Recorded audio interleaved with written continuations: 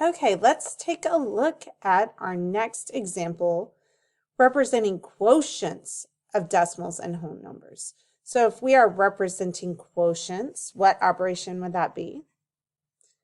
That would be division. Okay, so let's take a look which model represents 1 2/10 divided by 3. So I want you, this is actually one of our checkpoint questions. I want to see if you can represent, if you know the answer of representing 1 2/10 divided by 3. Take what you know about division, okay? And let's see if you can answer it. Pause the video and come back when you are ready.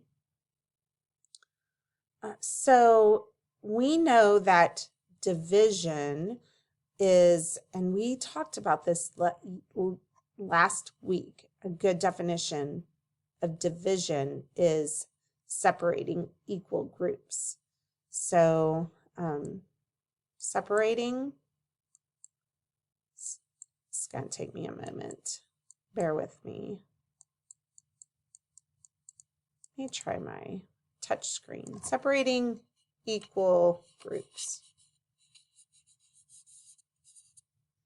So, and we know that the first number in a division sentence is what gets separated. And in all of these, so in F, we have 1 whole and 2/10. That is getting separated, so we could keep looking at that. Here in G, we have 1 whole and 2/10, and then 3/10. I'm not really sure about that. Here, if you look at the entire block, you have 1 whole, because each one of these columns I can tell is a 10th. So 1, 2, 3, 4, 5, 6, 7, 8, 9, 10. So that would be 1 whole and 2/10. And it is getting separated, so we could keep looking at that. And in this one, it's not our total. I should have said that at the very beginning.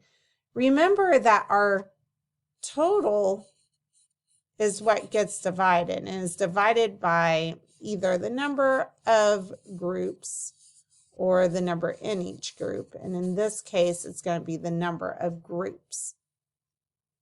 So if you look back at F, is 1 2/10 our total? No, because we actually have more here. So it can't be F. And if you look at G, is 1 2/10 our total? No, because you have 1 2/10 and then this extra 3/10, which isn't even 3 wholes. I'm not really sure what this has to do with anything. So it can't be G.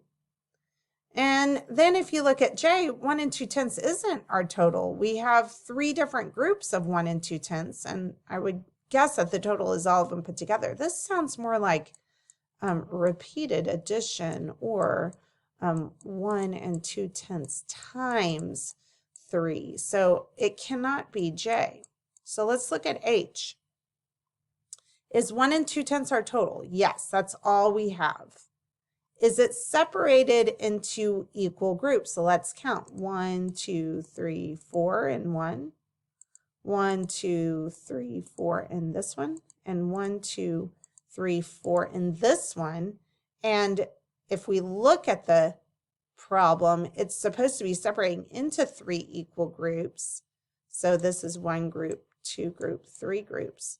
Yes, so the answer has to be H. So let's take a look at what I want you to do.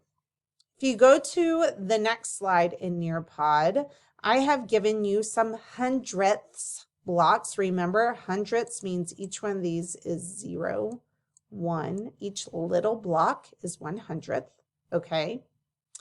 And so the entire thing, that one, I don't know what that is.